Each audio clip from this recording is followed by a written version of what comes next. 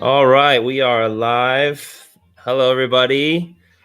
We got Mr. Michael Veach with us here today, and a pleasure, very much a pleasure. And everybody, thank you for joining us. And I'm just gonna do some technical stuff real quick here. Enjoy the music. Sit back, relax. I'm actually gonna share, Michael. I'm gonna share the stream on a few places in terms of event pages and stuff like that. So just sit tight for a few minutes. Thanks for everybody for joining us, and just sit back, relax, grab your favorite bourbon whiskey or rye whiskey, and we'll get started in just a little bit. So, Michael, I believe you said you did some tastings already today, so that's why you're not drinking, right? Yeah. All right. People start rolling in here. Thanks for joining us again. I'm just taking care of a few things. Enjoy the bluegrass music that's playing right now.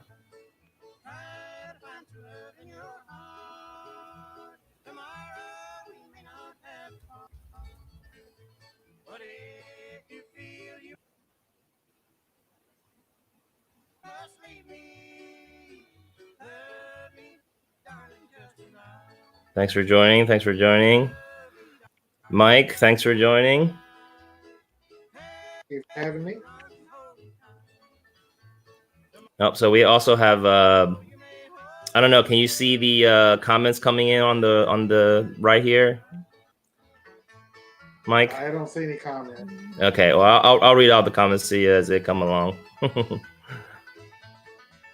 Thanks for joining, guys. Just come on in and sit back and relax, and we're gonna get started in just a little bit. We just need to work out some technical things. Sharing this page.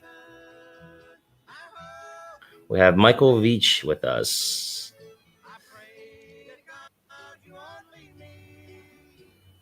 We got another Mike Achilles, Mike Nugent, Brian Parker saying hi. Love Mr. Veach. Brian Parker says you got some fans out here. Charles Kicklighter says hello. Where's everybody from?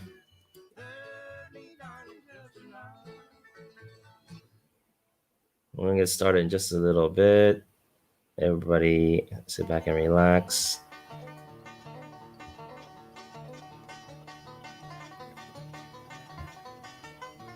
Enjoy the music, everybody. Just hang on.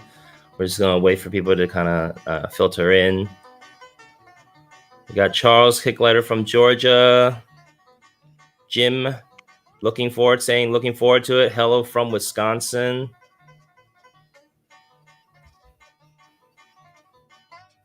All right, I'm posting this on the event page so people can find us. Who likes bluegrass music, huh? I'm playing some classic bluegrass right now. All right, we got my longtime friend Belinda from Western PA, Pittsburgh here. Very historical area. Mike's from Marion, Massachusetts. Camden, New York, represent. Chris Albrook says, hey, Michael Veach. Chris from MD checking in. Morgan says, love bluegrass. Okay. All right, well, come on in, guys. Everybody come on in. We're going to get started in just a little bit. We're just getting set up here. Welcome again, everybody. Welcome again, everybody.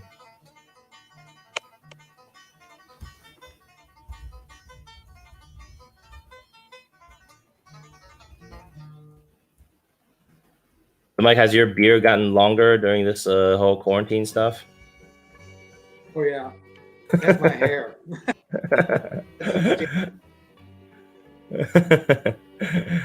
I see you playing with your beard. I feel like I feel like it's a little longer than before. Yeah, it's grown a couple of inches. Yeah. Now you're like the bourbon Gandalf.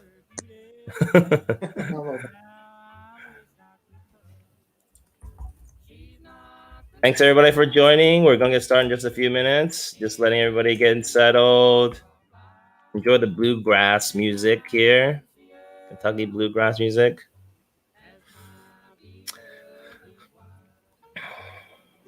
All right, Patrick. Oh, hey, Patrick. Patrick from Ireland/Florida saying hello. Eric from Chicago. Anthony is him and his wife are tuning in from the Scranton area. And Randy's saying hello from North Kentucky. And Kentucky Bourbon Country? North Kentucky Bourbon Country. All right. A good story, Kentucky. Say what? So there's a lot of good distilleries in northern Kentucky.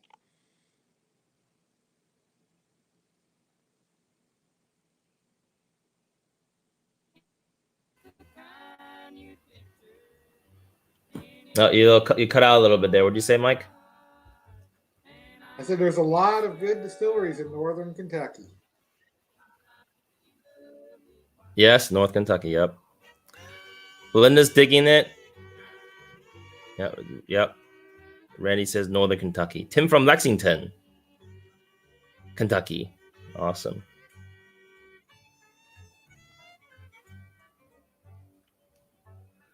So sit back, relax, everybody. It's relaxing times.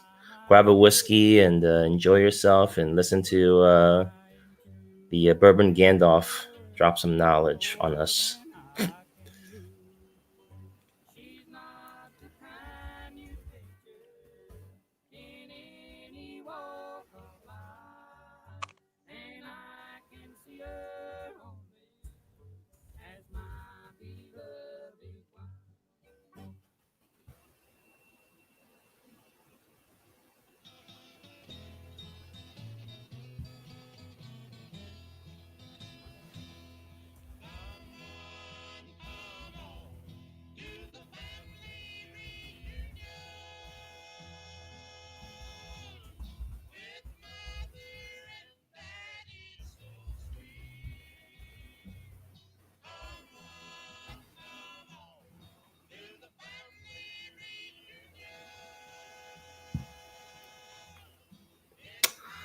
All right. Eric says, good evening from Philadelphia. Eric, I know Eric's from Philadelphia. Alex and Mike. Jason from Coral Springs, Florida.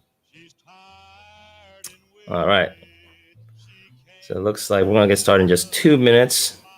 Then everybody filter in here.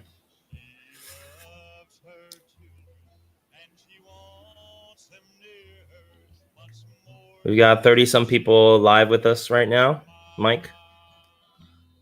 Cool.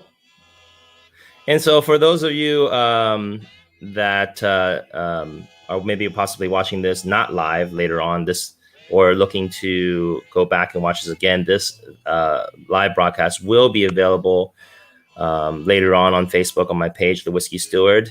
If you have not, please support Mike and go buy his book. So today we're going to be discussing a lot of things directly from Mike's book.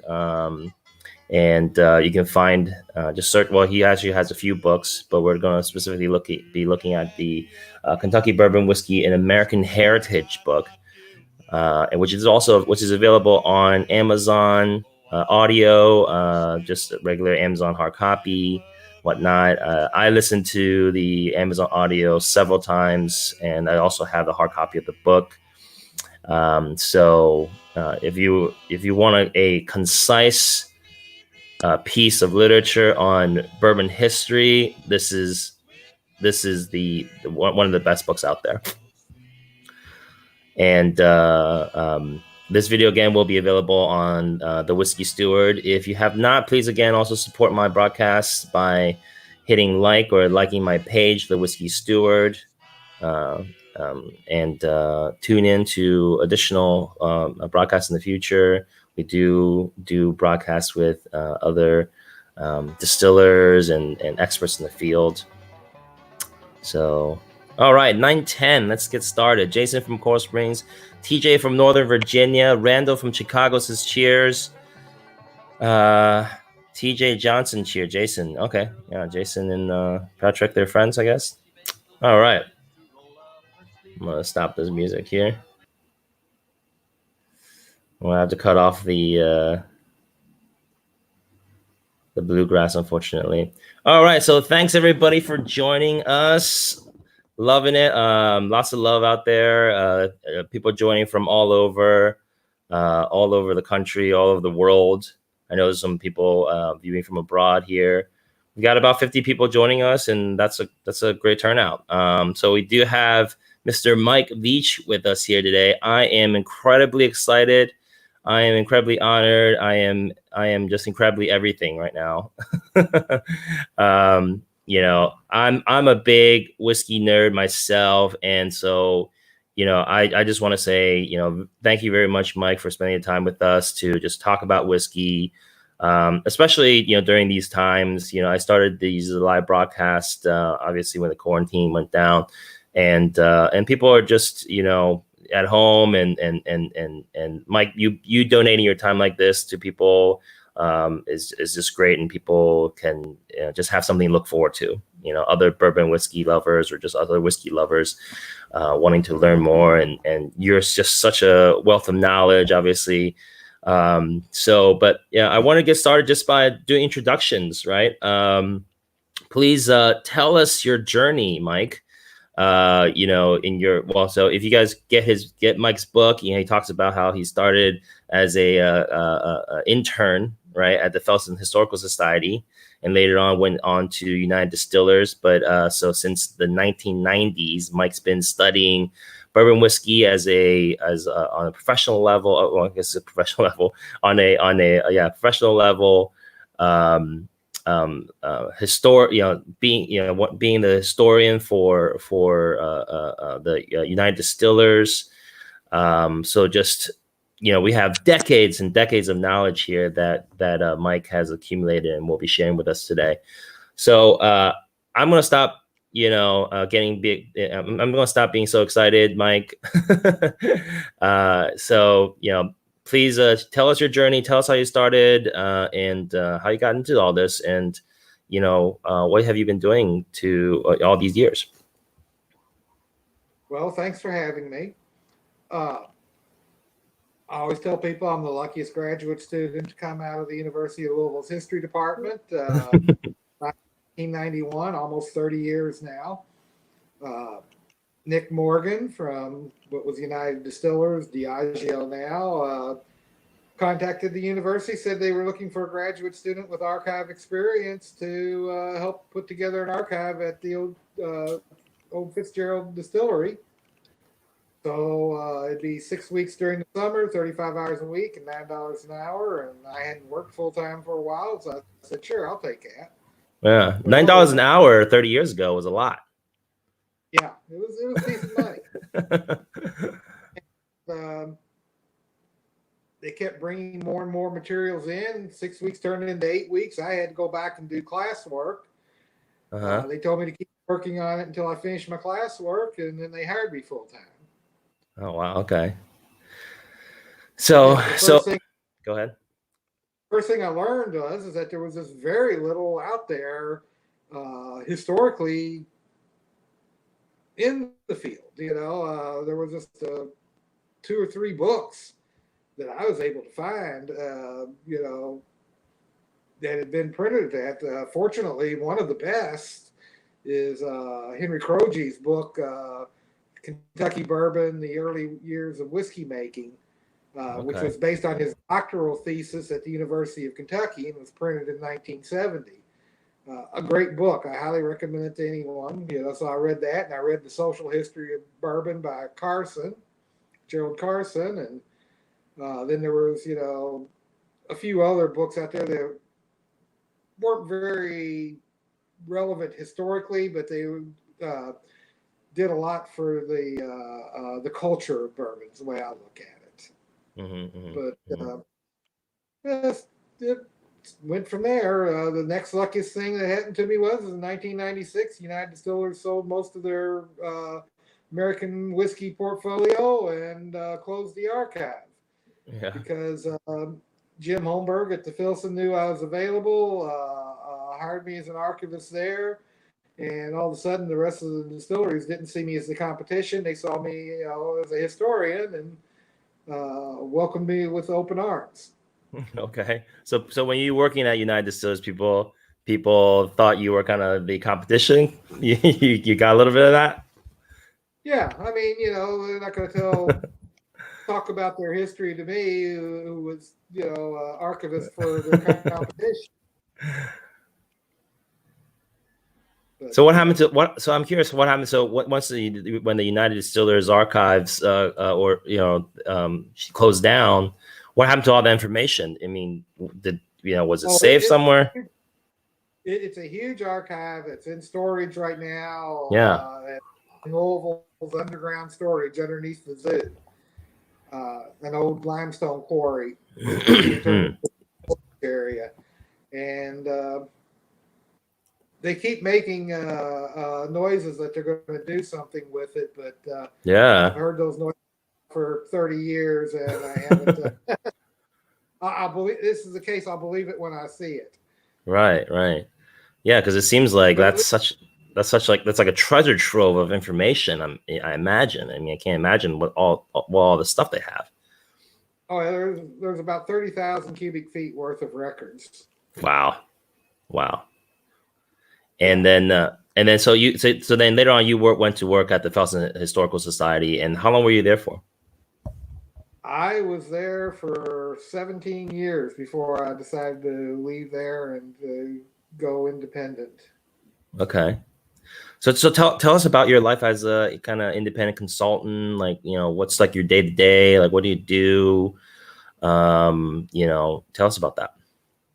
Well, I work on my blog. I do, 3 blog posts a week. Yeah. Everybody check out Mike's blog. Sorry, Mike. But definitely go check out Mike's blog. Mike's blog is awesome. He's consistently posting, which is great, and there's always information. And it's the bourbonveach.com, correct? Yeah, I tried to put 3 new things out a week.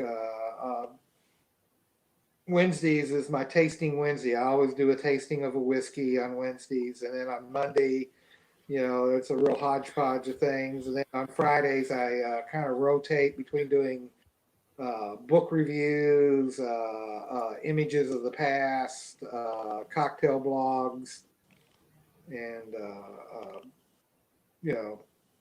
try to keep it interesting. Gotcha. I only write about things that interest me. If share my interest, I guess you'll enjoy it. If you don't, you'll probably be bored. Yeah. And in addition to your blog, what are some, maybe cool projects that you've worked on in the past? Like maybe somebody commissioned you or hired you as a consultant to do something, that you felt was, wow, this is awesome. Well, I've done quite a few different things. Not lately, not since this COVID. Lost a lot of money because of this. Festival there, and then up in Philadelphia for plus I do events at Moore Farm here every other month. We call it the Bourbon Salon at Oxmoor. Best value in bourbon events that you can get, as far as I'm concerned. What I do is I invite 3 people to discuss a subject with me. We pick 3 whiskeys, that they want to drink, and we spend 2 hours talking. We drink the 3 whiskeys that they suggest, and then we end the day by pulling an old bottle out of the wine cellar.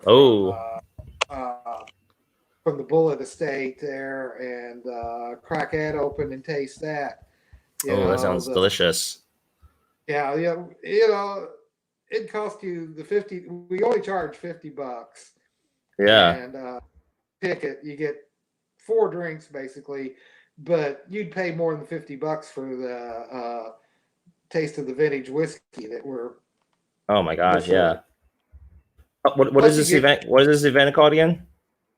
I call it the Bourbon Salon at Oxmoor. Okay. And like for example, one of them that I had planned for this year, and it looks like we're just going to cancel this year completely because we just Yeah. can't. Was to be heirloom corn, and I was going to have Alan Bishop from the Spirit of French Lick, Lisa Wicker from Widow Oh, Jane, yeah, and Lisa. Jerry from Jet the Creed, who all use heirloom corns in their product. Yeah. Yeah, well, we'll get back there. We'll get back to that eventually. Don't worry. And hopefully by next February, things will be more back to normal. Hopefully Yeah, they'll have yeah, we won't have to worry about COVID. yeah. All right. So let's get into the history, right? So you spent last 30 years just learning about the whiskey and American bourbon history and whatnot. So tell us about how it all started. So today's focus is going to be on how it all started, essentially with the settlers coming into the colonies. Who was the first distiller that we know of?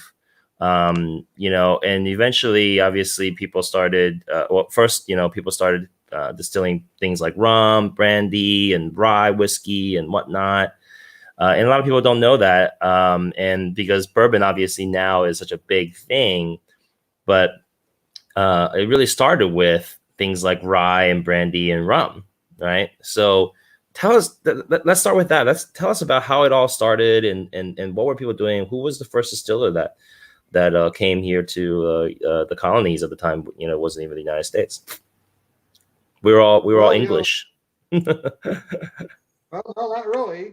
They weren't all English. Okay, the right. world was done by a Dutchman up in New York City. He Yeah. distilled some brandy. Yep. People think he was making like apple brandy, but I'm inclined to agree with Joe Heron from Copper and Kings. He thinks that he was distilling brandy from barrels of wine that were going bad, and rather than to have it go to vinegar, he just distilled it into brandy. Yeah. Yeah. And this was 1640 in what was then known as the New Amsterdam, which is now modern day New York. Right. And it wasn't for another 9 years before they started making whiskey. And what kind of whiskey were they making? They were making rye whiskey, and then once again out in New York. Okay. And so I'm sure a lot of listeners are wondering, oh, okay, so rye whiskey. Why rye whiskey? I thought Americans use corn to make whiskey. Why rye whiskey in New York? And how do we get from rye whiskey to bourbon whiskey? How did that transition happen? Oh, they're in New York. Rye whiskey, rye grain grows a lot better than corn up there at that time, and they had plenty of rye to use, and they were distilling what they had. They were distilling fruits for brandies, and they were distilling grains for whiskey, and that's basically what they started doing. And but you got to realize this wasn't an aged product. Most likely, it never saw a barrel at all. Yeah. Most of these stories were making 20 to 100-gallon stills. You work all day on a 100-gallon still, you might get 5 gallons in those days. Right. You don't put that into a barrel, you put it into a jug. Yep. Jugs are cheap. And the other big advantage of a jug is that you don't have loss. You put it in the jug and cook it up, it stays there. But you put it in the barrel, you fill a 53-gallon barrel today, the first thing that happens, you lose 3 gallons because it soaks into the wood. Yeah. And so, distilling back then was not like distilling today, right? So, for those of us who've been to, distilleries in Kentucky, and we see these column stills or we see these big pot stills, these big productions, like tell us what, distilling was back then and, why people were distilling. Well, they were distilling because whiskey and distilled spirits was a big part of life. But Yeah. if you want distilling like they were doing back then, go to Mount Vernon and visit George Washington still there. Yeah. Steve Bashore has got a great operation there. He's got the pot stills. I think it's 5 pot stills that he distills with, and he's still using wood fires and grinding the corn in the water mill you know next to the distillery. Corn grinds his own corn and rye and such. That's really the type of operation you would have saw in the 1700s. Yeah. It's as Yeah. close as you. Uh, but beautiful little distillery there. Yeah. But that's what they were doing. They needed the distilled spirits because it was a very important part of life. When the settlers came into Kentucky, they brought their stills with them because they were making whiskey. Hmm. Whiskey played a very important role in colonial and frontier life. Even the new nation, once the independence war of independence was over with, you know you get a settler coming out. You Hello, you there? Oh yeah, I think you just got caught up a little bit. Could you repeat what you just said? Yeah. When you had settlers coming into Kentucky or Western Pennsylvania, they had a very hard life. Yeah. They had to drag everything that they needed to survive. There wasn't a trip to Walmart to pick up something to buy. No Walmart. No Walmart. Uh, and if you had to send back to the East Coast to get something, it may take 6, 8, 10 weeks, depending on where you are, Yeah. or longer. Yeah. So when they came in here, the first thing they had to do is they had to build a cabin, they had to build barns, they had to clear land, they had to plant land, they had to take care of the livestock. They worked from sun up to sundown. So the first thing they did when they got up in the morning is they'd have a little shot of whiskey to One of these. yeah, little eye openers. What they call It's the colonial coffee, if you will. You got to consider. The reason they did that is because they were still sore from the day before, Yeah. all the work the day before. So they'd have a little eye opener to get them going. A lot of people don't realize that. Really, that's kind of what the mint julep is. It's a breakfast drink. You'd add a little sugar and mint to it with your whiskey and water and drink it in the morning to get you going. Okay. Yeah, mint julep's the morning drink. Yep. That's when I drink it. So it was also very important for social reasons. You had your neighbors over to help you raise a barn, or neighbors coming over to celebrate a wedding or a birthday or a funeral. Someone brought a jug. Yep. And The jug of whiskey. jug of whiskey. So it was important there. It was important medicinally. You didn't have very many pharmaceuticals at all back in those days. Yeah. So whiskey was the cure-all. If you got a cold, you drank some whiskey. You had a stomach ache, you drank a little whiskey. People learned very early that it was safer to drink the river water with a little whiskey in it than it was to drink the river water straight. That alcohol helped some of the germs. They didn't know that, but that's what was happening. Yeah. And there was an economic value to it too, because you're talking about a barter system here on the frontier. Hard currency was almost impossible to get. Yeah. No cash. Not much cash at all. So you would barter with your local grocer. Take a quart of whiskey in with you and trade it for a powder horn full of gunpowder, or a couple of yards of cloth, or a pound of nails, or whatever it was you needed. Yeah. Yeah. and that whiskey then was also easier for these grocers, to send downriver to New Orleans and sell to, for cash. It's a lot Mm-hmm. easier to haul the whiskey than it is to haul the raw corn or rye or flour or anything else. So it had a very big, important economical value. So that's why just about everybody, if they didn't own a still, they would get their neighbor to distill for them. Yep. Or milling too, right? So if they didn't have a mill, they trade trade something for the mill, or give them part of the grains or the whiskey. Or millers also distilled, right? Right.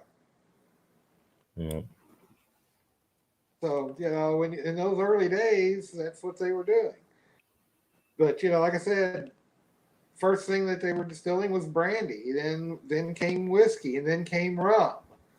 Mm-hmm. Rum comes out of the slave trade. You had the slave triangle, where people in New England would send rum to Africa to trade for slaves that would then go to the Caribbean, where they would sell the slaves and buy molasses and sugar cane that they would take to New England to make more rum.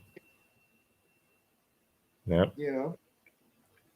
And so in your book, you also mentioned, as westward expansion happened, it was actually difficult to obviously get equipment and things like sugarcane out there, right?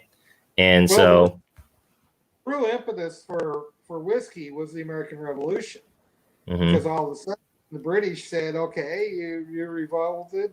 You're not part of us anymore. We're cutting off the sugarcane." Yeah, cutting you off. So people had to make whiskey to replace the rum that they had been drinking.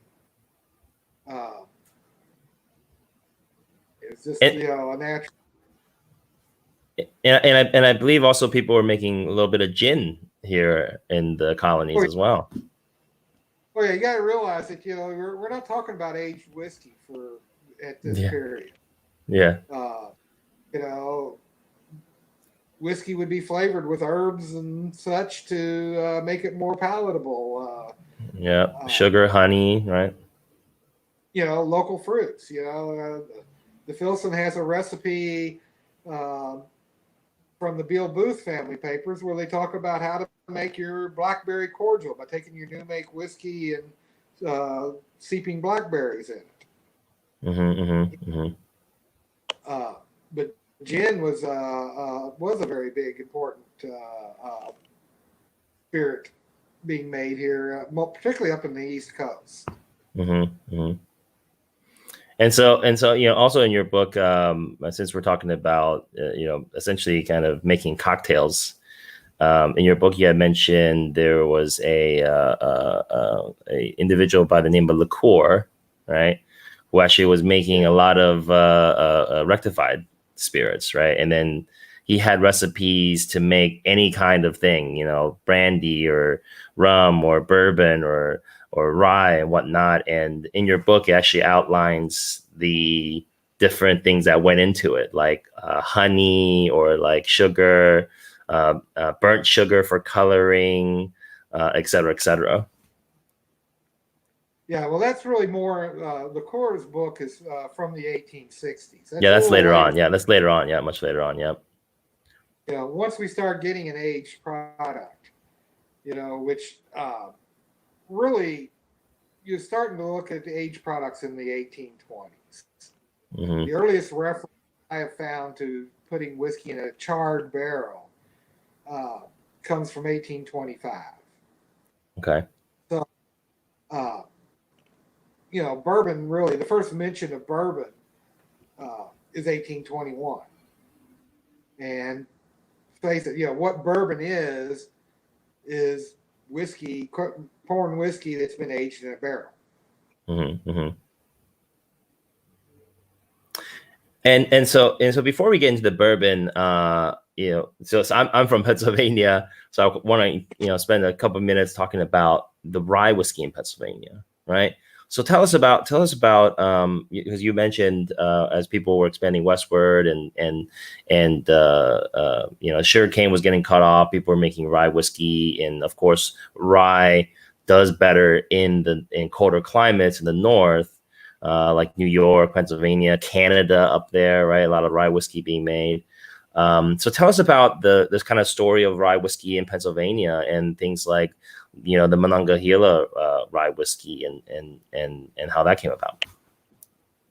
Well, you had distillers that settled in the Monongahela Valley that made really good rye whiskey, so it became known as Monongahela rye. The really good Yeah. stuff. So,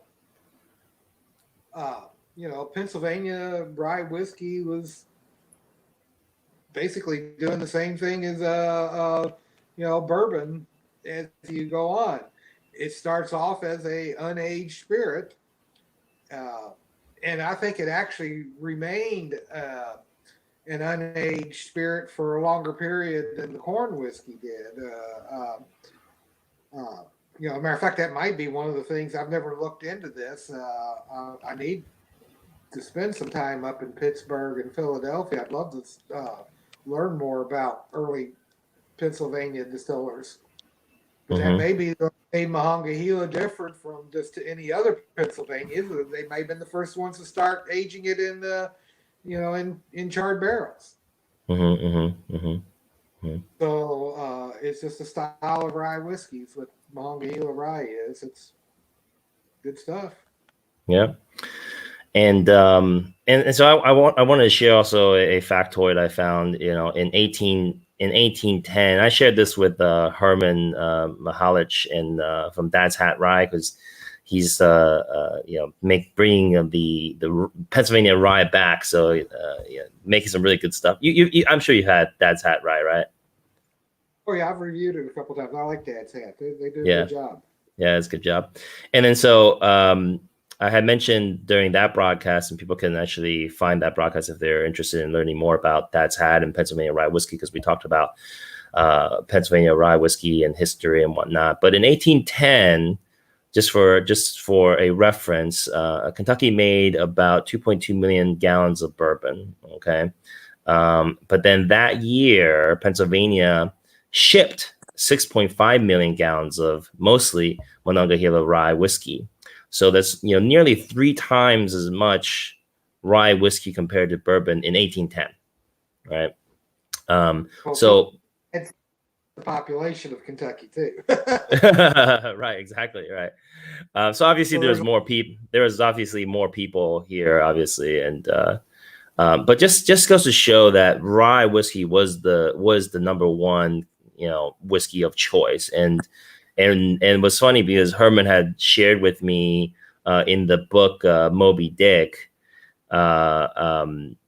it even references I think the whale's blood as being of the color of Monongahela rye whiskey.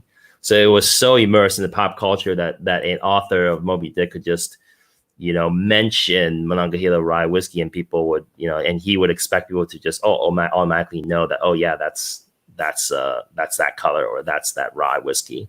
Yeah. Well, it just shows it's an age. There was aged product at that time, but liqueur though at the same time in 1860s, when he said, what's really nice about it, liqueur is telling you how to make different types of spirits. Yeah. Scratch basically without aging, and for the Monongahela rye, he says that you can add color or not, depending upon how your customer. So evidently, there was still a lot of unaged rye whiskey out there in the 1860s that people were still buying it. Yeah. And then so let's move down south, right? So as westward expansion and southern expansion started happening, in my research, things like the corn and cabin rights came up. But tell us about this corn and cabin rights thing and how it relates to Virginia and Kentucky, because Kentucky was a part of Virginia at the time, wasn't a independent state until 1792. So tell us a little bit about, because we talked a little bit about the corn cabinet reds, prior to the broadcast starting. So tell us a little bit about that. Well, one of the big myths out there's a couple of really big myths about Kentucky distillers, early Kentucky distillers. One is that it was all Scotch Irish, either Scotch Irish people that were making the whiskey. Well, that's not true. As a matter of fact, I find them to be in the minority of the early distillers that I found. Spears was German, Williams, Welsh. Daniel Weller was German. See a lot of that. And you had lots of different cultures coming in here to make their whiskey. And the early settlement of Kentucky was something that was kind of an experiment for Western expansion. They moved into Kentucky, did everything that happened, so that the government learned what not to do when they settled the rest of the West country. To start with, the corn writs. People talk about the distillers will say, the corn writs allowed people to come in and build a cabin and raise 30 acres of corn and get free land. Well, that's not true. All the land was already given away in Kentucky, sold. Most of Kentucky was actually given to Revolutionary War veterans of Virginia. There wasn't land to give away. As a matter of fact, there wasn't enough land to pay off all the veterans. So what happened was when Kentucky was first settled, you had the Transylvania Company with Daniel Boone, who who signed a treaty with the Cherokee Indians to get land in Kentucky. They sold this land and to people and brought settlers in and founded Boonesboro. Then you had James Harrod come in and found his company had signed a treaty with the Shawnee Indians and for land in Kentucky, and they brought settlers in and they settled at Harrodsburg. Well, the big problem is that Virginia never recognized the treaty with the Cherokee Indians. As a result, all that land that the Transylvania Company had sold wasn't legitimately sold. It wasn't theirs. So there wasn't any title companies back then, I guess, So Virginia knew they didn't want to drive people out of Kentucky.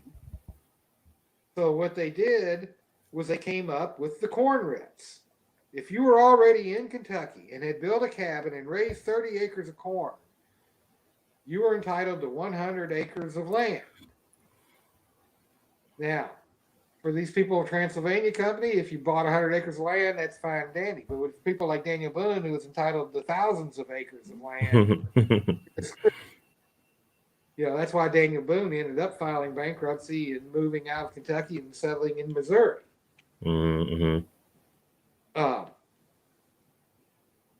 Most of the land was given away by the state of Virginia to Revolutionary War veterans. Another problem that they had is that Virginia never bothered to send the surveyors in before they gave this land away. So basically, they would tell this Revolutionary War veteran, "You're 100 acres on the Green River Valley between this point and this point." Well, he would go in, he would claim the 300 acres that he wanted. Well, somebody else might come in and claim, 300 acres next to him, but there might be 50 acres that overlap. So, it was a mess. It was a mess. So the story is that you didn't buy land in Kentucky, you bought a lawsuit because it's all in the courts. People trying to settle who owned what. The other big myth out there is that Kentucky got all of its distillers because of the whiskey rebellion in Western Pennsylvania. Well, That is nothing but bull crap. Kentucky had plenty of distillers already here before the Whiskey Rebellion. Mm-hmm. The Whiskey Rebellion in 1791. Kentucky's a state by 1792. Mm-hmm. If you were a Whiskey Rebellion person involved in it in Pennsylvania, yeah. First of all, when they came in here, they only arrested 10 people. And of those 10 people, only 2 people were convicted. Yeah. Most of the people, when they marched the army in here, they just scattered. They were really only looking for the leadership. And the leadership left Western Pennsylvania, but they didn't stop in Kentucky because federal marshals from the United States government had just as much jurisdiction in Kentucky as they had in Western Pennsylvania. Mm-hmm. They fled all the way to Spanish territory, either St. Louis or New Orleans. Most of them that I found, Braddock, I think, is the one in particular I'm thinking of. E.H. Taylor's grandfather ran into him in New Orleans in the 1820s.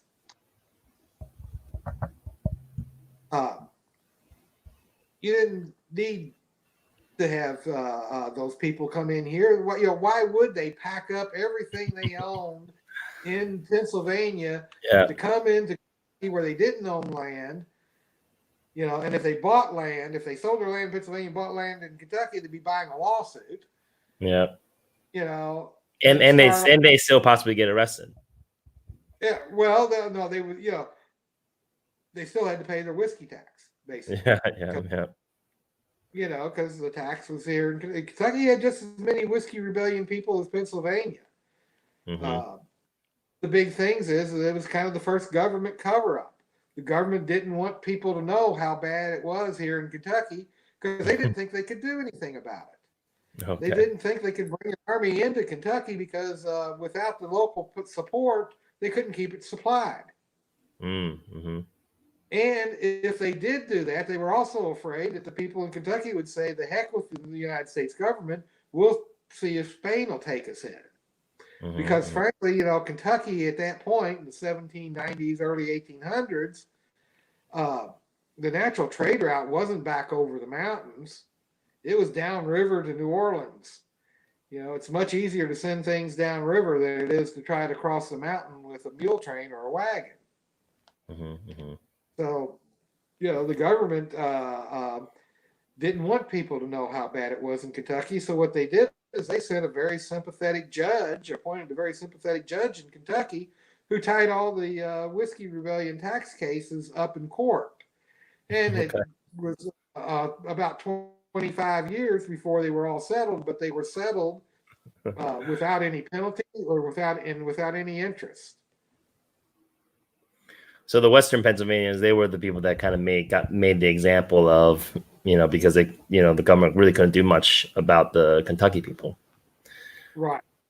Yeah. And so the show of force was in Western Pennsylvania. The show of diplomacy was in Kentucky. Yeah. So that was all myth in terms of people saying that people from Pennsylvania went down to Kentucky and started distilling just because simply they still had to pay their taxes and from your research, most of them went, if they're really trying to flee, they escaped into Spanish territory, right? They're going more south and away from the jurisdiction of the federal marshals and whatnot. Right. Right. And so for those of us that may not be as familiar with the Whiskey Rebellion, tell us what was the cause for this Whiskey Rebellion? Like, what was the big deal, and why didn't people just want to pay their taxes? Well, you're talking about in order to get the Constitution passed, mm-hmm. The federal government said they would assume all of the Revolutionary War debts of the individual states. Mm-hmm. Mm-hmm. If you're going to assume the debt, you've got to have a source of income. Mm-hmm. So what they did is they put an excise tax on certain luxury goods, certain imports, put a tariff on certain imports and such, and they put a tax on whiskey. Now, when Alexander Hamilton designed this tax, he purposely designed it to be a very unfair tax. Okay. To drive the small farmer distiller out of business and force whiskey to be made only by big corporations, big companies, big operations. Well, the way he did this that was really unfair was two different things. One was that the tax had to be paid right off the still, and it had to be paid in specie, hard currency. Now, that's fine if you're in Philadelphia where you've got enough people there, you got gaugers that can come into your distillery every day and collect the tax. Get out into Pittsburgh or Western Pennsylvania or Kentucky, you had one tax collector in Western Pennsylvania that covered like 4 counties. You had one tax collector for all of Kentucky. Well, he couldn't come in every day and collect the tax. So what he would do, he would go to the farmer distiller and say, "You got a still of this size. You can make this much whiskey in 6 months. That's how much tax you owe us." Well, the problem is most farmer distillers weren't distilling in six months out of the year. They might be distilling 2 months, maybe 6 months if they were distilling their neighbor's goods. But still, they were being taxed for whiskey they weren't even making. They weren't full-time distillers. They were farmer distillers. So they're only distilling really a couple months out of the year. Right. So you're also talking about a generation that just fought the British over taxes. So they weren't afraid to stand up and say, we're not going to do this. So that's caused the Whiskey Rebellion. And like I said, Washington raises an army. He sends it into Western Pennsylvania, puts it down, sends a federal judge here to Kentucky that's very sympathetic and solves it in Kentucky, and there you go. Bob wanted clarity in terms of why did Hamilton stack the tax against small farmer distillers and in favor of big companies? Just for ease of collection, or? Oh, because he wanted America to be an industrial nation.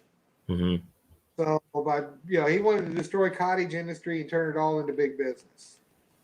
He was trying to promote industrialization and people to kind of move to the cities, kind of thing, I guess you could say. Right. And this was also mentioned in your book, so definitely everybody go check out Mike's book. Again, it's just search on Amazon. I'm gonna plug this again real quick. Search on Amazon. It's available in audio form. It's a 2.5 hour, 3 hour audio listening. You can listen to the whole thing on a long drive, or you can also sign it for you. Say again. I said if you buy the hard copy, I can sign it for you. Hard to sign a audio. Oh yeah.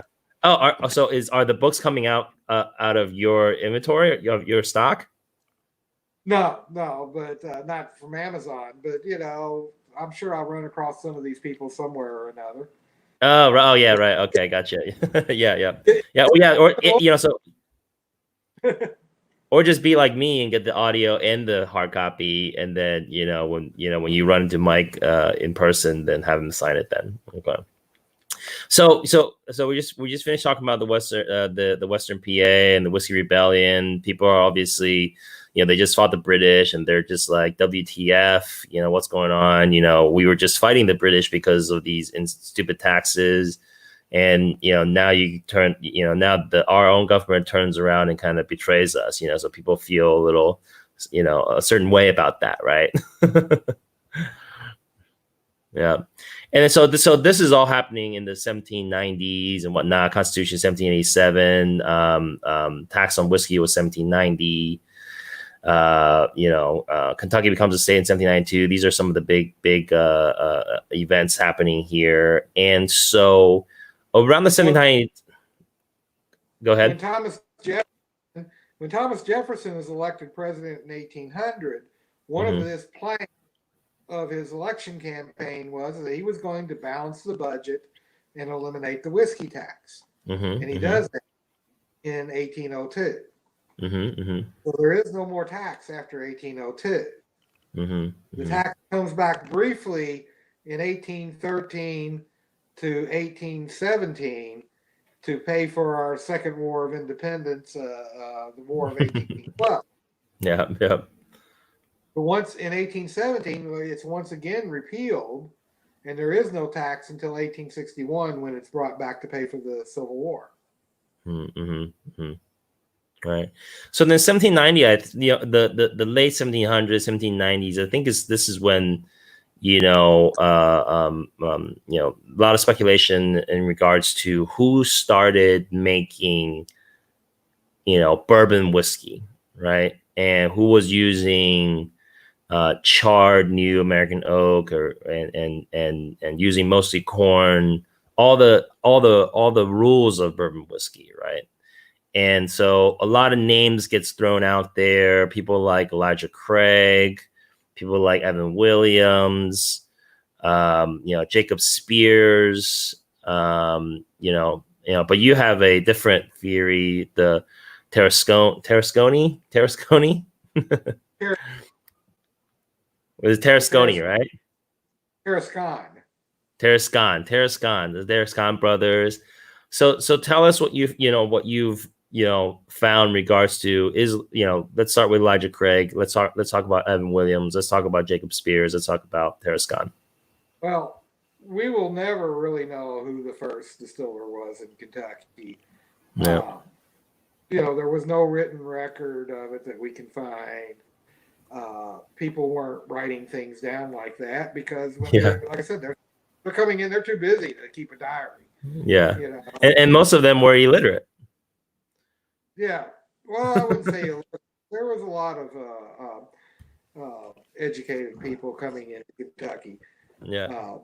Lots of letters between people. That's the biggest source that we have right now is letters, correspondence between different families of the period. But we really don't know. But what we do know is that the first mention of bourbon whiskey for sale is the ad for selling bourbon whiskey in a newspaper in 1821. Mm-hmm. So what we do know is that the natural market from Kentucky is downriver to New Orleans, really. Mm-hmm. It was a long and dangerous trip. It took about 9 months to a year to make round trip. You would load your flatboat up and where your nearest river. Kentucky is blessed with a lot of navigable rivers that feed into the Ohio. Yep. You send your boat down till you get to Louisville. If you're east of Louisville, upriver from Louisville, you send it down. You get to Louisville, you have to unload the boat, put your goods in a warehouse, wait for the river to rise, and send your boat over the falls. Mm-hmm. If it survived, you loaded up and kept on going. But even so, this is a very dangerous, long trip. Yeah, and I have to stress, and I have to stress to people again. You said, and you also wrote this in your book. It took about a year to get from. It took a year to get from Kentucky to New Orleans. And that's just it seems, and back. Yeah, and back. So 6 months down, 6 months back, right? So, I think it's just sometimes it's unfathomable to us because it's a quick plane ride. It takes a couple hours to get to New Orleans. Because all along this river, you had Native Americans and river pirates that were willing to separate you from your goods and your scalp, because your scalp was worth a lot of money to the British up in Detroit. Oh, okay, yeah. Oh, okay, right. Yep. So you had the physical danger of that. there's a place called Cave in Rock near Metropolis, Illinois. Big cave Uh-huh. on the Ohio River. Well-known den of river pirates. Okay, river pirates. I love that Yeah. terminology. I love that. River pirates. Well, it's really funny. The Filson had a phone call from the Disney Corporation lawyers. They were wanting to Really? know more about the young Allison collection that we have there. And the reason is that in the 1890s he wrote a musical. He was a playwright and a poet here in Kentucky, and he wrote a musical uh, about river pirates at Cave in Rock. Okay. And he wrote a song called "The Derelict." You might recognize it. Ho ho and a bottle of rum. Yeah, yeah. That's Oh, about really? that song about river pirates on the Ohio River. Oh, wow. Okay. Very funny. They Very wanted to find interesting. out. They wanted to find out who owned the rights to it because they were going to use it in a movie called Pirates of the Caribbean. So, unfortunately, the Filson couldn't prove they owned the rights to it. Otherwise, Filson. But Wow, interesting. once you got to New Orleans, you had to sell your goods. You sold your because you weren't going to try to roll that flatboat up against the current. Upriver. Yep. River. A lot of early New Orleans, early 1800s New Orleans houses are built out of Ohio River Valley lumber because that's what they do. They take the flatboat apart and use the lumber to build houses. Smart. Once you had goods, you had two choices. You could catch ship in New Orleans and sail around Florida to the East Coast and come back into Kentucky the way you originally did. Or you could walk back up to Natchez Trace. Walk back up. When I say walk, yes, you could ride a horse, but you got to realize that Natchez Trace at this point was a little bit, very much a deer path through the woods in many places. Yeah. And once again, it was very dangerous because you had bandits and Native Americans looking to separate you from your cash and your scalp. Yeah. So the legend has it that's where Kentucky's horse racing industry comes from, because people would buy the fastest horse they could get in New Orleans to ride back to Kentucky with the idea is that you don't have to be the faster than the bear. You just have to be faster than your neighbor,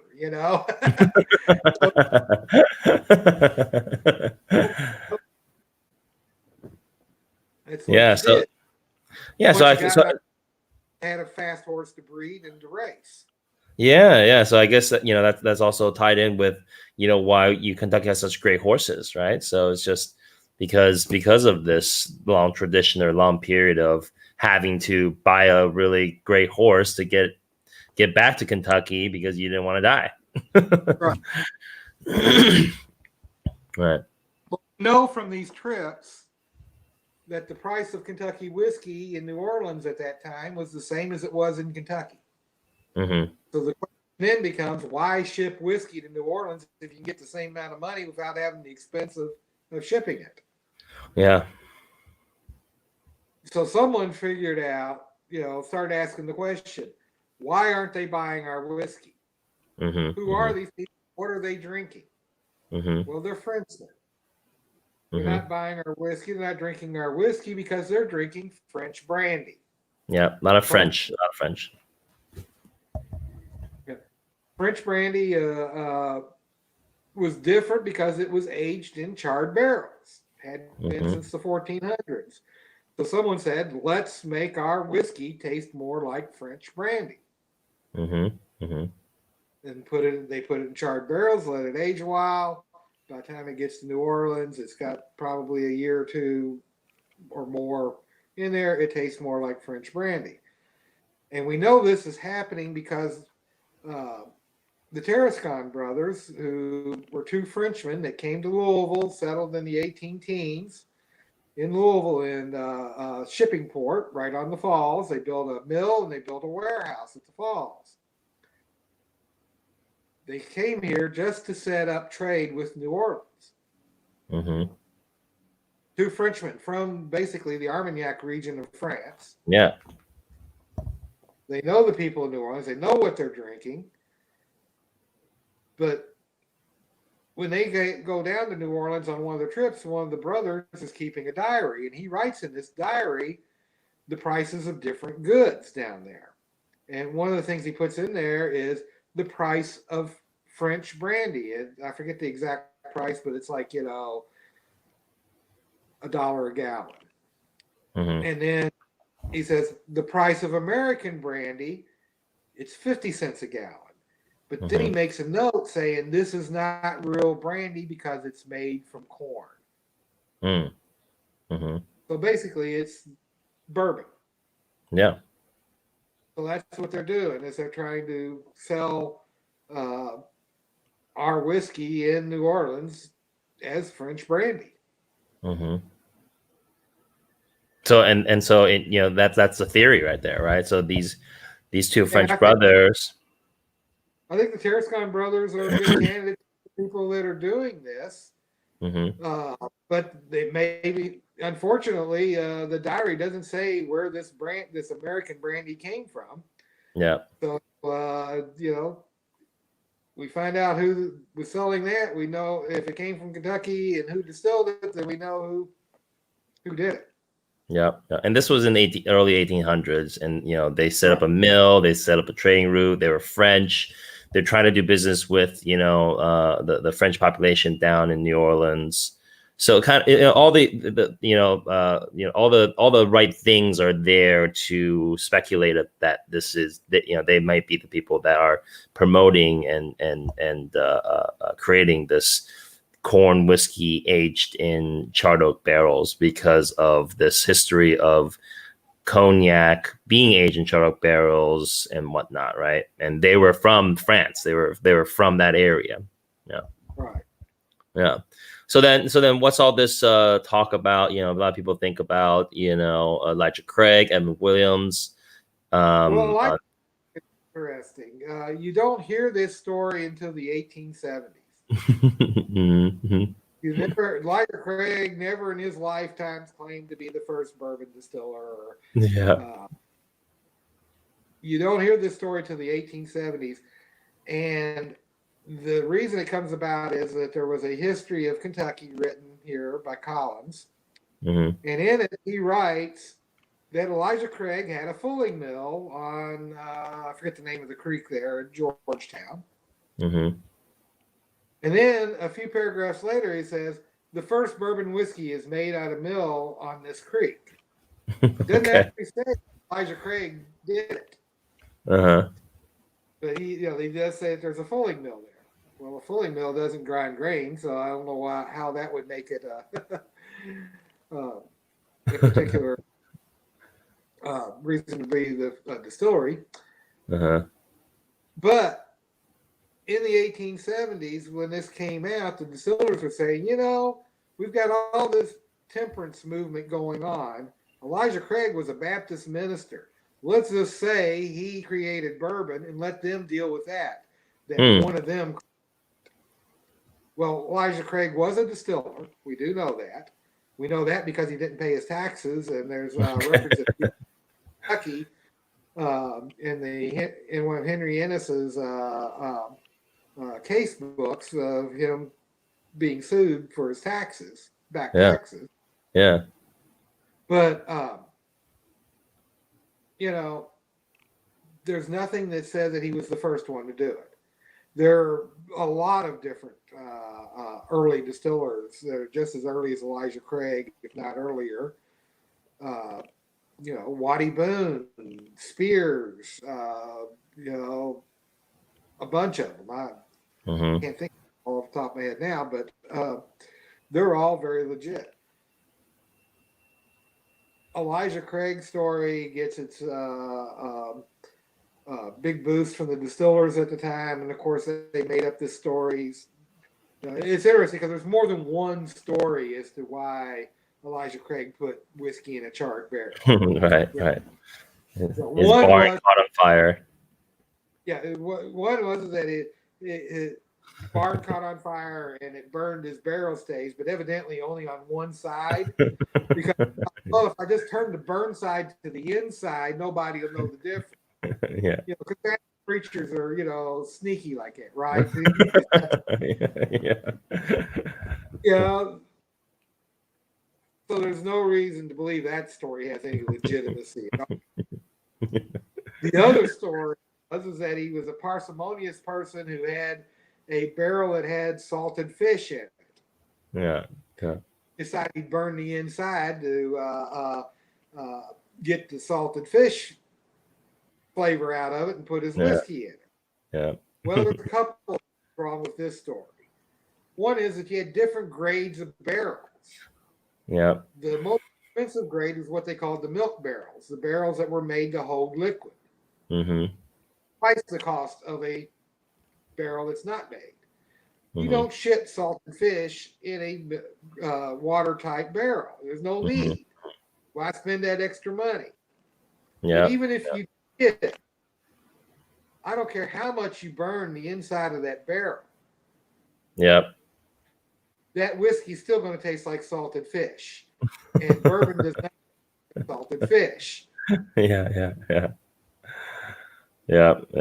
And you also mentioned this in your book, right? Just little things like this, common sense stuff. People just didn't ship, nails or salted fish or things like that in watertight barrels, just because these barrels cost more money, right? And even like you said, even if they did, like you charring a salted fish barrel, it's still going to affect the whiskey. And in your book, you had mentioned, he didn't seem like a person that would really want to, taint his, reputation by making, whiskey aged in salted fish barrels. Right.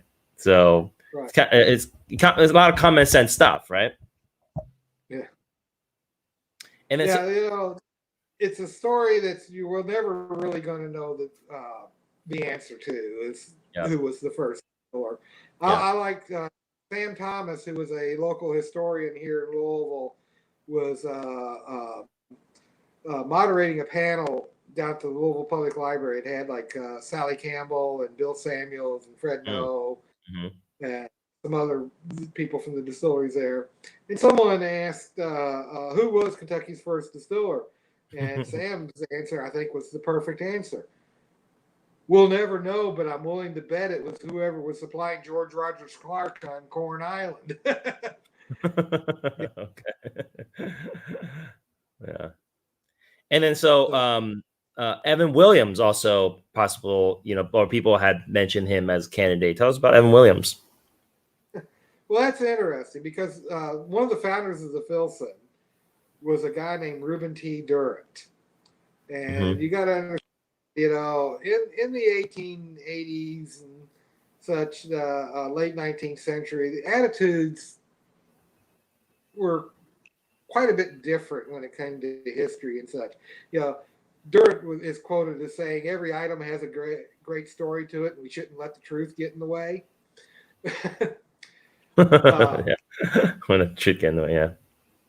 And he is the one that created this story about Evan Williams being the first distiller in Kentucky. And it says 1793, I believe, on he was the first distiller and everything. The big problem with that is that the Filson has a copy of the receipt for his passage to the United States in 1794. Right? Yeah. So he wasn't even in the United States the year that Durant said that he was being the first distiller. Yeah. Distiller, we do know that he was a distiller. Yeah, just like Elijah Craig, they're both distillers, but right.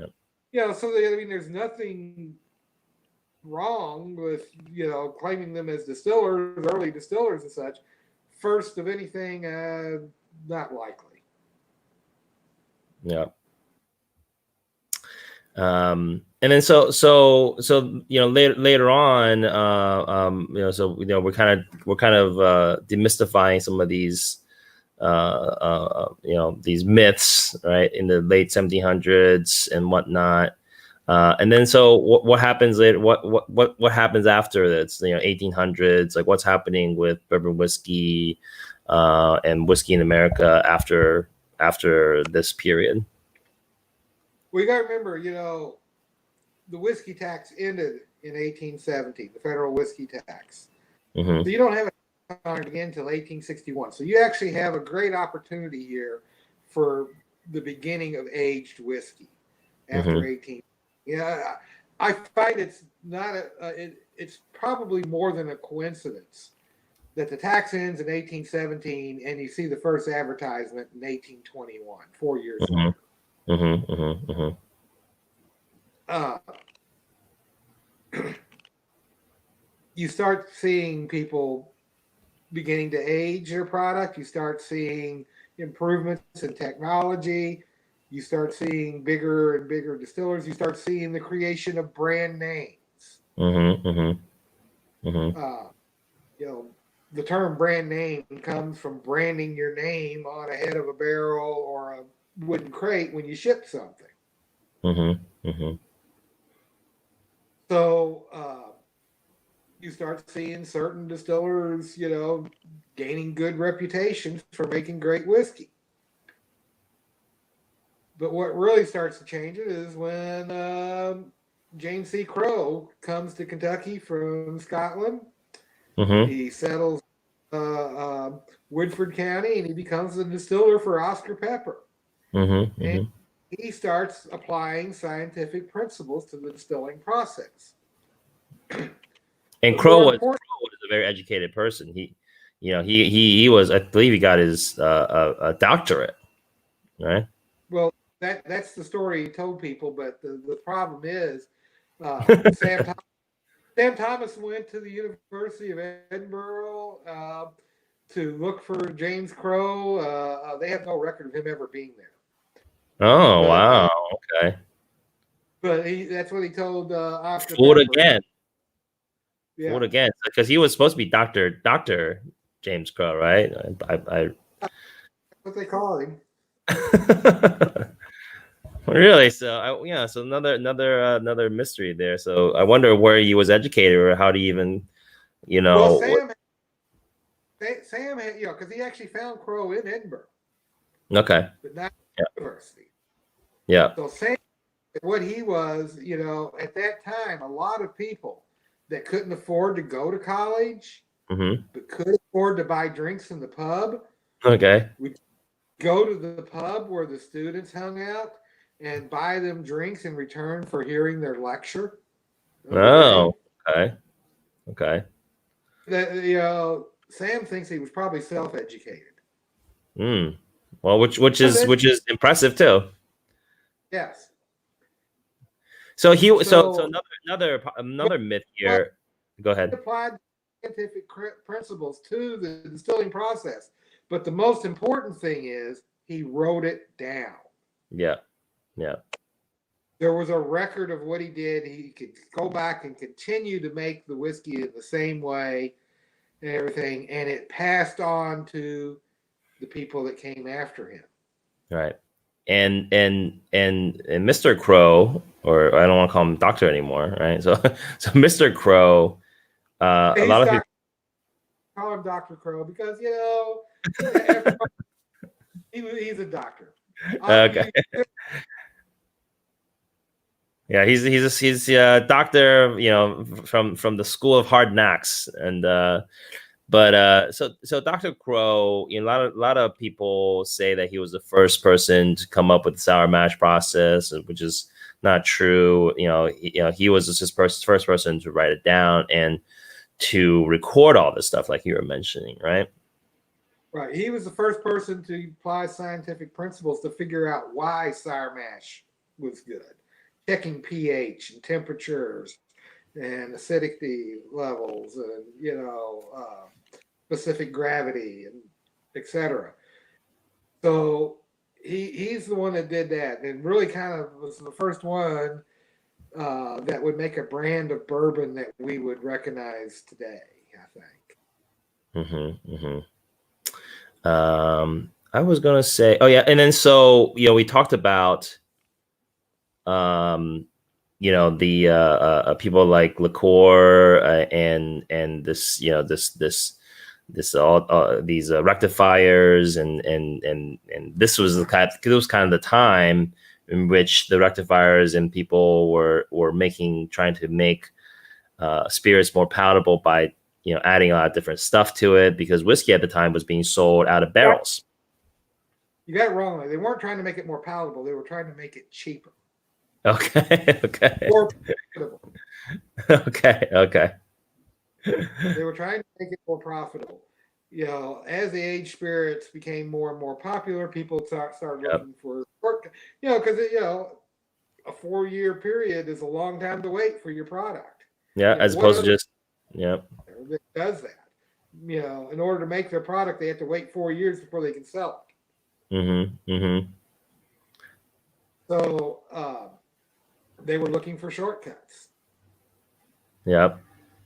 That's what liqueur was doing, was telling you how to do this and such. It's just part of the business of the day, and you could make it a lot cheaper. You could sell it cheaper and still make more money off of it.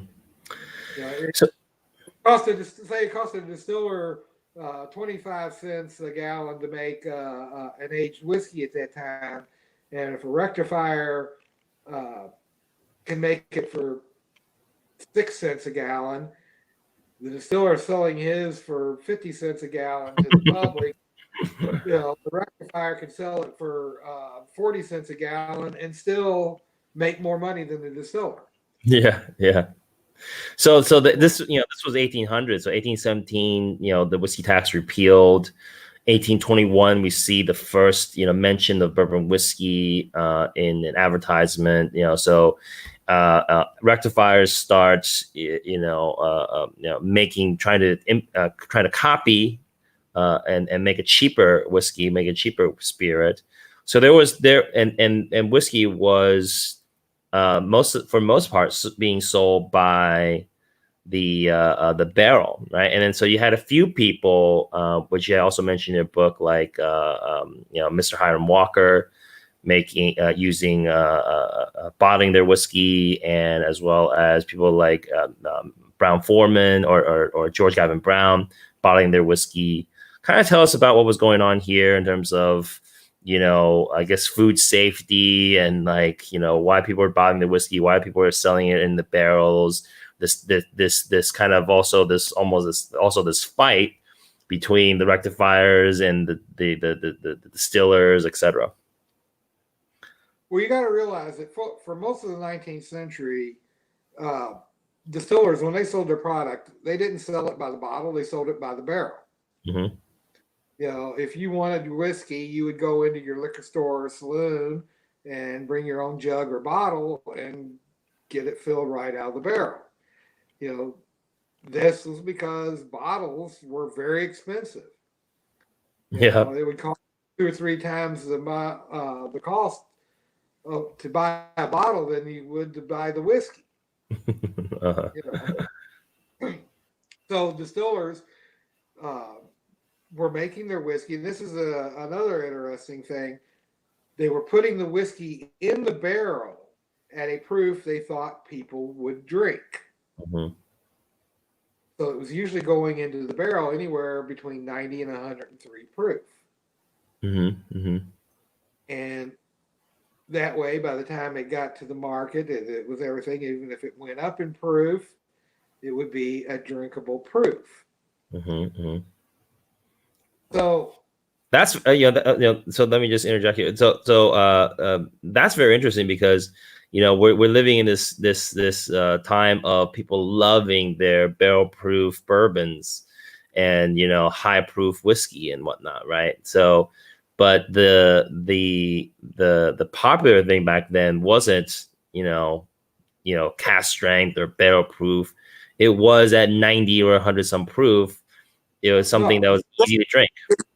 Here, Alex, It was cast strength, and Okay. it was Right, unfiltered, right. It was lower proof, I guess. Yep, you're right. and it's a lot more flavorful that way. Yep, yep. You know,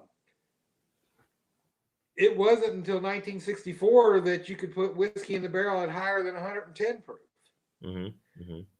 Most distillers, even after Prohibition, were putting their whiskey into the barrel between 103, 105 proof. Hmm. That's why when you get an old bottle from the 1940s or 50s and you notice a big difference in flavor of this Yeah. 4-year-old whiskey, wow, this is as good as a 6 or 8-year-old today. That's because they use the lower barrel entry proof. Yep. So bottling doesn't come around until they invent a inexpensive way of making bottles mechanically, machine Hmm. blown bottles. Once they drive the cost of bottles down to where it's economical enough for distillers to bottle their own product, they start doing it. Yep. And then so people are so it just wasn't economical to for the distiller to sell it in the bottles, but there were a couple people that were still doing it just to kind of prove that their bottles were of higher quality, right? Tell us about the first bottle of bourbon or the first bottle of whiskey. Who was the person doing it? You mentioned, like I said, Well, you mentioned. Go ahead. uh, National Distillers in the 1960s had a contest to find the oldest bourbon bottle or the oldest bottle of whiskey that has bourbon on the label. Uh-huh. We're hoping to be an Old Crow bottle. Uh-huh. Uh-huh. It turned out the winner of the contest was an 1849 bottle of from Vinegar's grocery store in New York City. Interesting. People would buy bottled bourbon. There were people would bottle bourbon. If you owned a liquor store, and not everybody's going to have bottles to bring in. You Mhm. bottle up some of it, put your own label on it, and stick it out there. Um, it was happening. So it's not until though bottling becomes inexpensive that the distillers start doing it themselves. And once they start doing it, uh, it allows them to ensure. This is one thing about selling it by the barrel. You sell that barrel to a saloon out in Utah, and your barrel's getting about half full, and they know it's going to take 6 months for them to get another one. They're going to add a little water to it. Whereas they've done that twice already, and it's getting pretty thin. Well, Joe Moonshiner over here makes some pretty decent moonshine. We'll just throw some of that in. So you really never really knew what you were getting out of the barrel in some cases. Mhm. So bottles allowed the distillers to control their own product. That what you're getting is really their whiskey. Mhm. And That's what the so, Bottle and Bond Act is all about. yep. I was going to segue into that. Yeah. So the Bottom Bond Act, a lot of people think about, it's related to food safety. Part of it is, but there's also, it was also kind of a source of tension between rectifiers and distillers, right? So it was almost kind of also a political game as well. So tell us more about this, the Bottom Bond Act and all that. Well, you had the rectifiers were making whiskey, uh, selling whiskey very cheaply because they would just buy neutral spirits, no Mhm. aging involved in that, and add all their flavoring and coloring to it, and then selling it as 10-year-old whiskey. Yeah. And uh, the distillers didn't like that. No, yeah. It was hurting them, because they're going to all the expense to make a good, 8-year-old whiskey or something, and uh, trying to sell it for a profit, and then here's someone selling something that they're calling an 8-year-old whiskey that's not, and it's half the price. Well, Yeah. typical consumer, they're going to go in there and look and say, gee, that one's $1 for a pint. That one's 50 cents for a pint. I'm gonna get the 50-cent one. Maybe Yeah, two of them. You yeah. know, uh, bottle and bond was set up in order to ensure the quality of the straight whiskey, but more importantly, to differentiate straight whiskey from blended whiskeys. Mhm, And it was moderately successful. What really became the issue was the Pure Food and Drug Act of 1906. mhm, Because the first question that was asked was, what is whiskey? Because you have to mhm, know what is whiskey before you can know what's going to be the Pure Food and Drug definition. Well, the chemist for Teddy Roosevelt said that only straight whiskey was whiskey. Everything else would have to be labeled as imitation or artificial. mhm, Well, that upset the rectifiers, but it also upset the Canadians and the mhm, Scots because mhm, every bit of whiskey coming in from Canada and Scotland at that time would have to be labeled as imitation or artificial whiskey. So it goes to court. Roosevelt leaves office. William Howard Taft becomes president, and he takes it on himself to solve this this problem. So he comes out with the Taft decision of 1909, uh, where he defines what is straight whiskey, what is blended whiskey, and what is imitation or artificial whiskey. He creates mhm. those categories. It's really the first time you start seeing regulations on what is bourbon, what is rye, what is corn, etc. Mhm. Bob chimes in. He says, "We jumped over the 1870s. I was hoping to hear Mike's take on the whiskey ring during Reconstruction, if there's time." The whiskey ring is interesting. It was you had some corrupt Republican people from in the Grant administration and where that wanted to fund the Republican Party by uh, basically cheating the government. So what Mhm, they would do is they would go into a distillery and they would say, "Okay, you make 10 barrels a day. mhm, We're going to write down that you only made 5 barrels a day.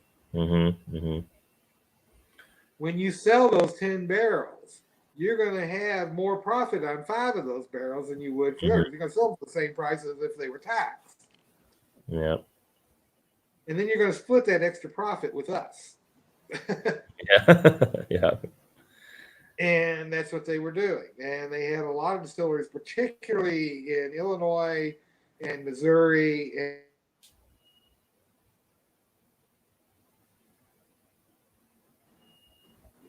Yep. No, caught up. You were uh, saying that Illinois and Missouri. You were saying. Illinois, Missouri, Western Kentucky, Mhm, where most of this was going on. Particularly Illinois and Missouri, because the Republicans had a stronger stronghold in those states than they did in Kentucky.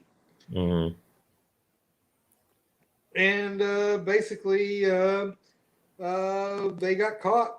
Yeah, Uh, yeah. Internal Service realized that they were losing money on the whiskey and figured it all out and everything. And Yeah, and this was a huge scandal, and you had hundreds, if not thousands, of convictions and recovering literally millions of dollars back in the right, 1800s, which was a ton of money. And you mentioned this in your book as well. And then so, um, it wasn't just so because back then you had the government employee having the key to the rick houses or the warehouses. yeah. Well, you got to realize, bonded warehouses, they come about because of the Civil War tax. Mm-hmm. You had the government saying we're going to bring out back the whiskey tax to pay for the war. Mm-hmm. But then you had people, the senators, representatives from Kentucky, Pennsylvania, Maryland, Illinois, Ohio, other distilling states said, no, you can't do that. It's an age product now. When you Yeah. put whiskey in the barrel, the first thing that happens, you lose 3 gallons. And then as it ages, you lose more. Mm-hmm. So the compromise was to create a bonded warehouse where the distiller could make the whiskey, put it in the barrel, stick it in the warehouse for a year before he had to pay the taxes. Mm-hmm. Well, this eventually became 3 years and then 8 years. Mm-hmm. But you start seeing the regulations tightened after this, the whiskey ring, to where you have 2 locks on the door of every Yeah. warehouse. The distiller has the key to one, and the government gauger has the key to the other. 2 locks on the key to the building of the distillery. Yep. Once again, the had one key, the gauger had another. You had to have both people together in order to get into these buildings and such.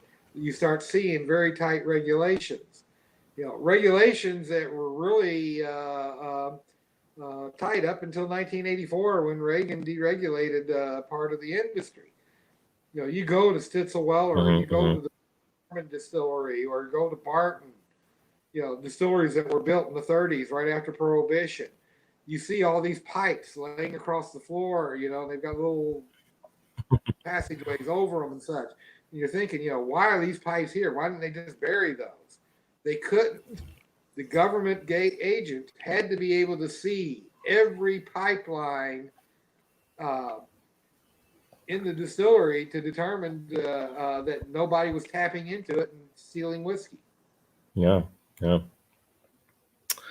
All right. Well, so it's about 10:30. It's 10:30, and then we pretty much covered 200 years of whiskey history right now in about an hour and a half, and as much as we could. Does anybody have any questions or anything like that? Please chime in with questions.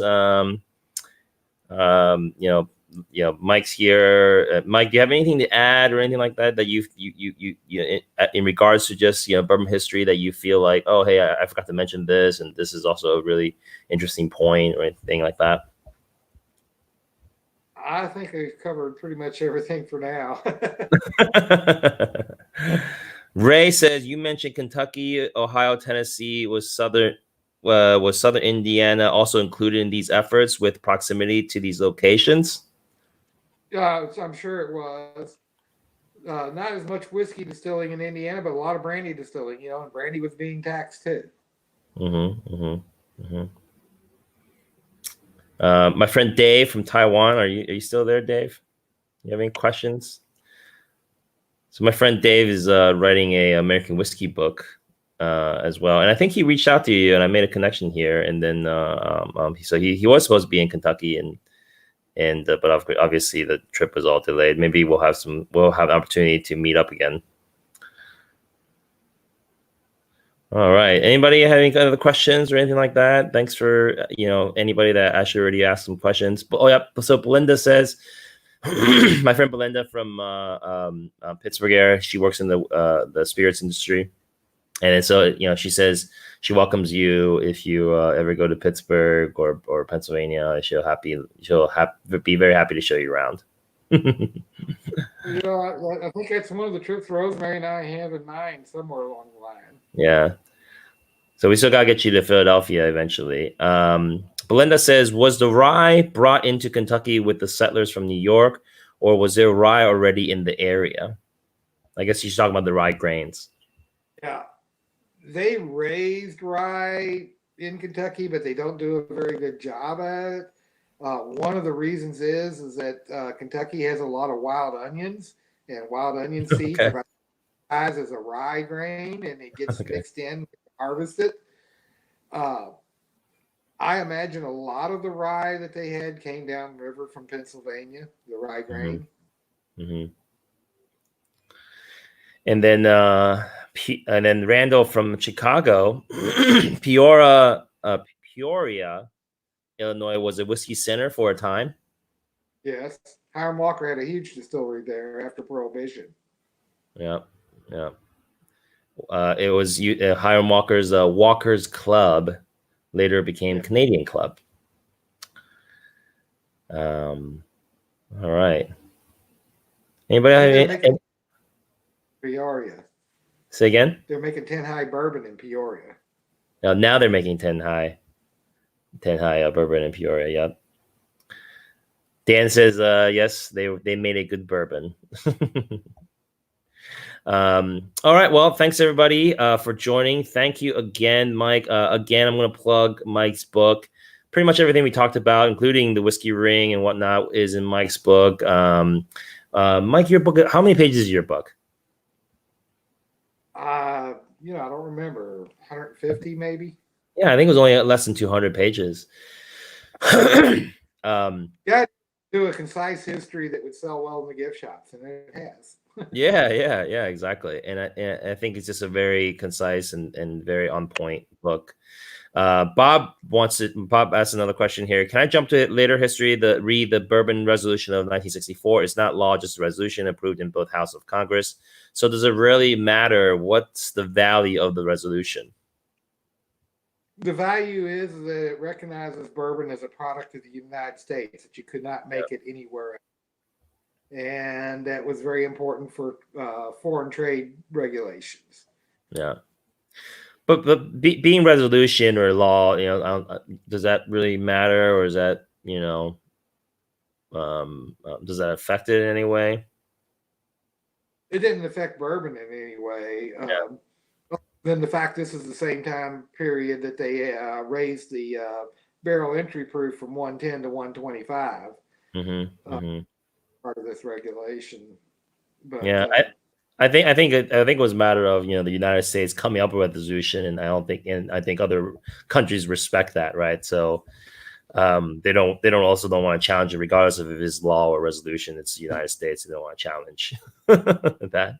Well, they have a basis to base their trade negotiations, similar to the idea that cognac has to be made in the cognac region, and Scots whiskey has to be made in Scotland, and Irish whiskey has to be made in Ireland, and Canadian whiskey has to be made in Canada. It's that type of thing. You've got these regulations between these treaties between countries that recognize this, and the first step is to make a resolution claiming that bourbon is a product of the United States. Yep. And Dan adds it's also recognized by the IRS and TTB, and so once it's accepted by those that approve the labels, et cetera, et cetera. All right. Well, again, thanks everybody. Thanks again, Mike. Please support Mike and myself. Please like my page, The Whiskey Steward, and tune in for future podcasts. Hopefully, Mike, we have you again. We can talk a little bit more about the next 200 years that comes up into modern history. And please, Mike, please go on Amazon and pick up Mike's book. He also has several books. Mike, actually, can you tell us about the 3 books that you have? Of course, my history book is Kentucky Bourbon Whiskey and American Heritage, and then I have I've written with Susan Riegler, who is a very good one of the founders of Bourbon Women, and used to be the food critic for restaurant critic rather for the Courier Journal here. We wrote the Bourbon Tasting Notebook several years ago. Our idea was that it'd be a book that gave you a man's point of view and a woman's point of view and a place to write your own. Okay. So we just we don't do ratings. Both of us think ratings are bull crap. Okay.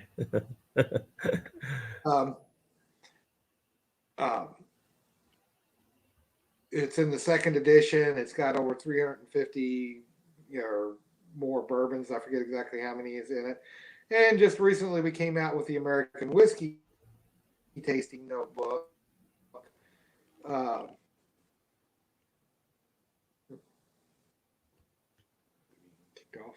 I just want to show you on Amazon here the Kentucky Bourbon Whiskey and American History, the Bourbon Tasting Notebook, 2nd editions, right here on Amazon. For those, the American Whiskey notebook has rye whiskey, corn whiskey, malt whiskey, blended Mm-hmm. whiskeys, all the things other than bourbon that are out there. Mm-hmm. Mm-hmm. Uh, And then and then so not pictured here because it's not coming up because I'm just looking up Veach on Amazon is the American whiskey tasting notebook. Let me just search Michael Veach here. Yep, it sees. Yep, you can see it right here. Kentucky Bourbon Whiskey and American Heritage, the Bourbon Tasting Notebook, second edition, the American Whiskey Tasting Notebook, Rye Malt, Tennessee, and others except bourbon. And this was just written last year. right. Yeah. So buy the books. I could use the money right now. Yeah. So please support Mike and check out his books. Like I said, they're also available on audio. I think they probably you can get them on Kindle, all types. Buy them all. And please support Mike and his ventures. And please again support me by liking my page, The Whiskey Steward, and share the broadcast with your friends and family. And hopefully you'll tune in next time. And so with that, I will say good night and thank you everybody. Thank you, Mike. Thank you everybody for tuning in, and we'll see you next time. All right. Thank you. All right. Thanks for having me. All right. Take care, everybody. Thank you.